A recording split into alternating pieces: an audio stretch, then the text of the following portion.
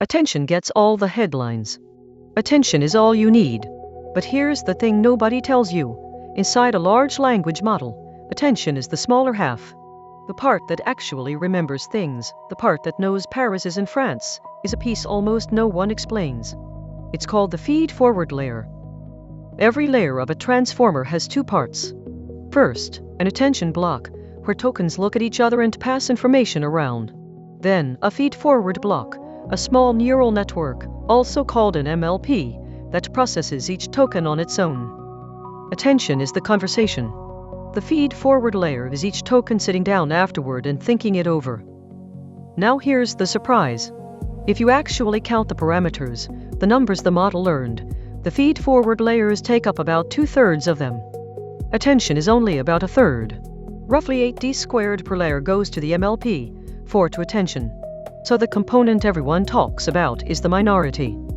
Most of the model is the part we're about to open up. So what is this thing actually doing? After attention, every token is a vector, a long list of numbers, say 768 of them, capturing what that token means in context. The feed-forward layer's job is to take that vector and refine it. Same length going in, same length coming out, but richer, sharper, more useful. The magic is what happens in between. Step 1. Expand. The MLP multiplies our vector by a big matrix that blows it up to roughly 4 times the size. 768 becomes 3072. Why make it bigger? Because in that wider space, the model has room to spread ideas apart. Features that were tangled together in the smaller vector each get their own dimension to live in. Think of it as unfolding a crumpled map. Step 2. The nonlinearity. Each of those 3000 numbers passes through an activation function, historically GELU. It does something deceptively simple. It lets strong signals through and quietly switches weak ones off. This is the step that gives the whole network its power. Without it, stacking layers would just collapse into one big linear transform, and the model couldn't learn anything genuinely complex. This is where a neuron decides, does this pattern apply or not? Step 3. Project back down. A second matrix takes those 3000 activated numbers and compresses them back to 768, the original size. So the full recipe is just expand, activate, shrink. The token came in, took a trip through a much larger space where the model could think clearly, and came back transformed, ready for the next layer to do it all again.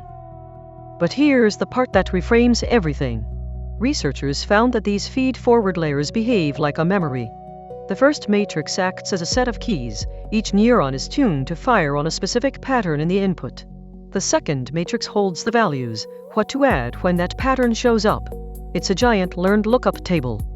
Lower layers key on shallow patterns, like a word ending in A. Upper layers key on meaning. The MLP isn't just doing math, it's recalling. And if facts are stored there, you should be able to find them and change them. That's exactly what a method called ROAN showed. Researchers located the specific feed-forward weights that store a single fact, like which city is the capital of France, and rewrote them, convincing the model the Eiffel Tower is in Rome. Not by retraining, just by editing a few numbers in one MLP layer. That's the strongest proof yet. This is where knowledge lives. This layer is also where modern LLMs change the most. First, the activation got an upgrade. Most models since 2023, like LLaMA, Mistral, and Quen, swap GELU for a gated version called SwiGLU. Then came the bigger leap. Instead of one feed-forward network per layer, build dozens, called experts, and add a router that picks just a few for each token. That's mixture of experts. DeepSeek and other 2025 models use it to carry hundreds of billions of parameters, while only running a small slice per token. Same slot in the block. Brand new design. So next time you hear that attention is all you need, remember the quieter 2/3 doing the remembering. Attention moves information around. The feed-forward layers where the model keeps what it knows. Now you know what it's actually doing in there.